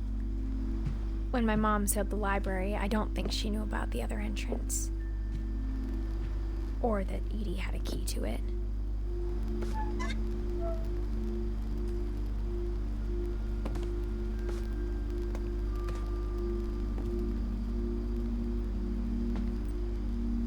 That thing you're afraid of isn't going to end when you leave the house. Edith has a right to know these stories. My children are dead because of your stories. I think it's best if Edith and I leave tonight. We'll have the nursing home send a van for you in the morning, okay?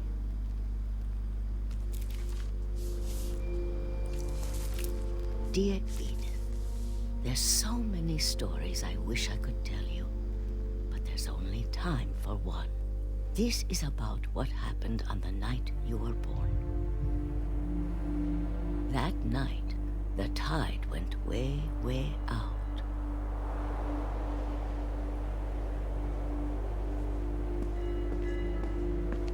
It was the first and last time I ever saw the old house aground. There'd been an earthquake out in the middle of the ocean. They called it the lowest tide in 1,000 years. God, it smelled awful. You know, I've seen that house every day of my life.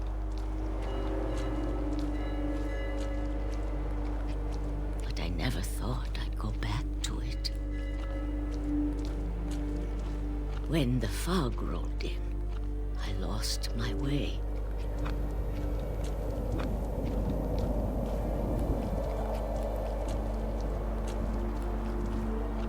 I got turned around.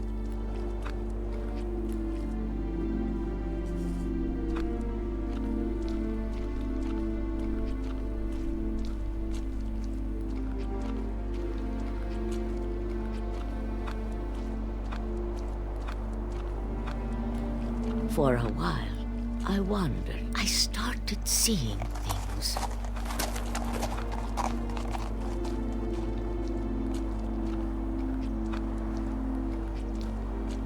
The fog will do that, yeah. You can see strange things in the fog.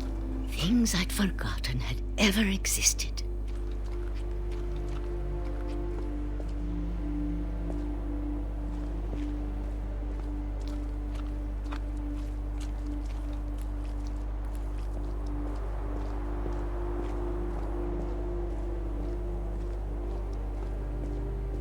But when I saw them, they felt like old friends.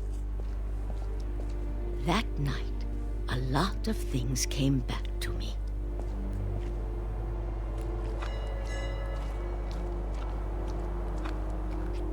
Or maybe I came back to them.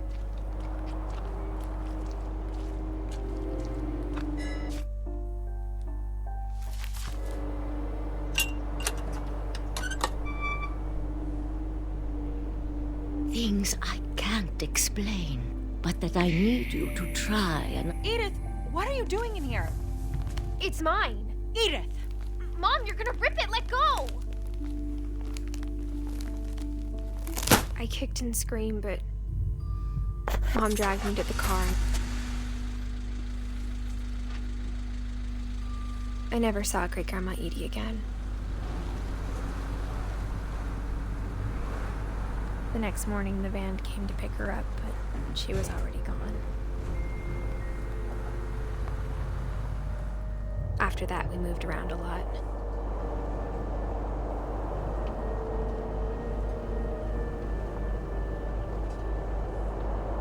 We both tried to make the best of it.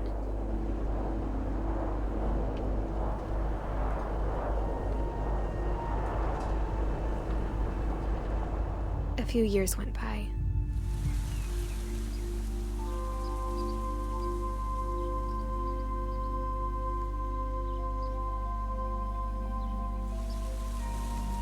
My mom didn't like to talk about it.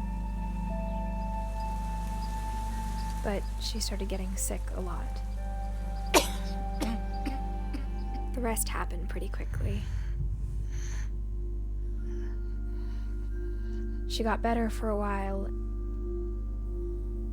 and then she didn't.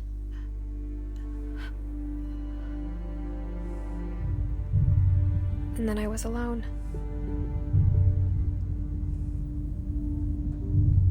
The last Finch left alive.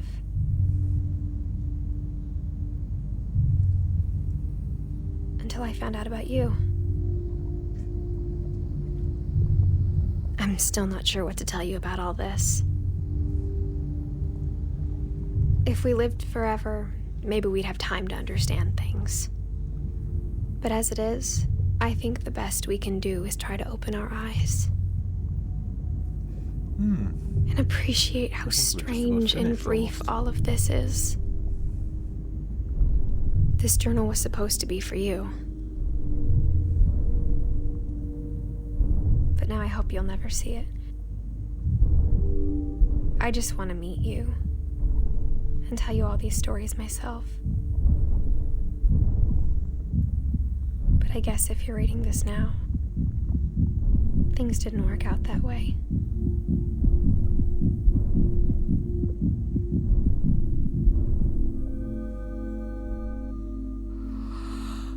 This is where your story begins.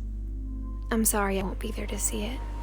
It's a lot to ask, but I don't want you to be sad that I'm gone. I want you to be amazed that any of us ever had a chance to be here at all. Good luck.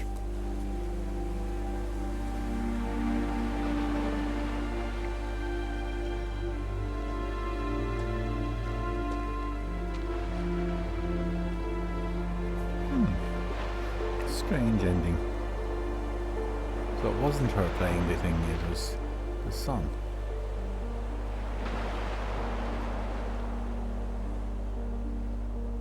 Wow. That was actually quite good. Really quite different. I haven't ever done one like that. Okay, it's a very fast game, very quickly over, but quite good. Very good imagination. I'd say as a book would have been very good as well. It's now saving.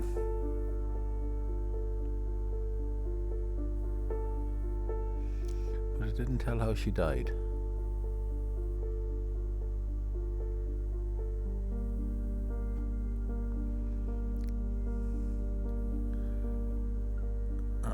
We're nearly at the end. Come on, hurry up. I don't want to switch it off because there could be something else at the end.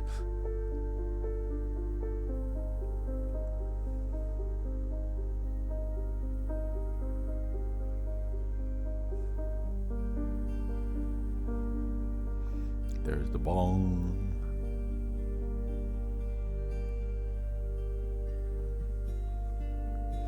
That's really quite good. I have to ask Joe what he thought of it. What did you think, Joe? He doesn't want to talk yet.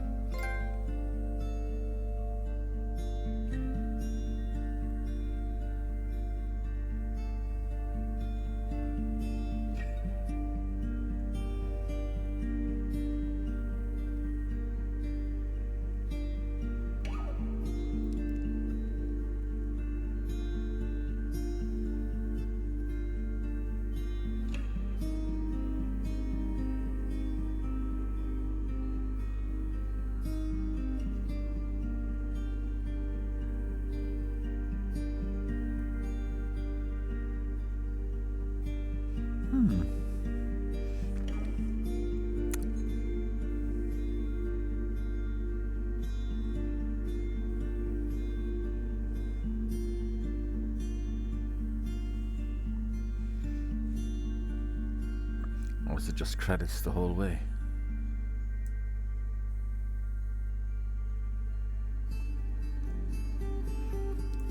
The only thing I'm thinking now is just suddenly realising I'm going to have to edit this.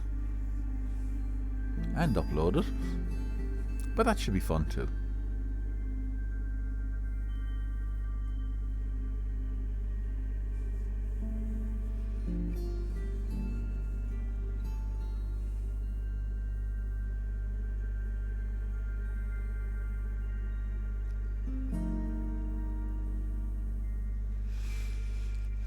Should be just at the end.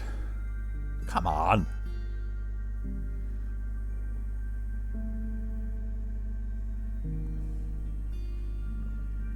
Oh, pardon me, I just made a burp.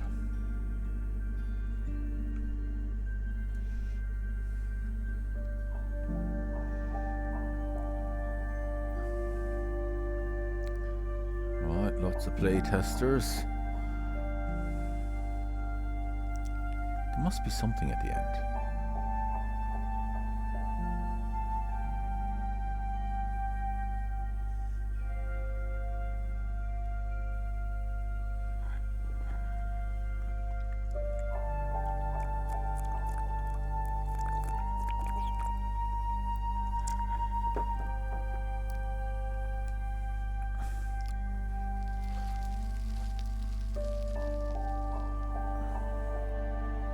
No, it's the end.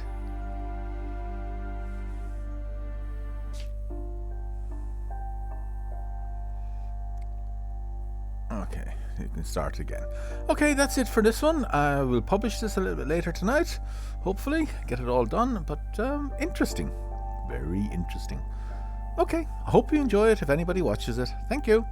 Bye-bye.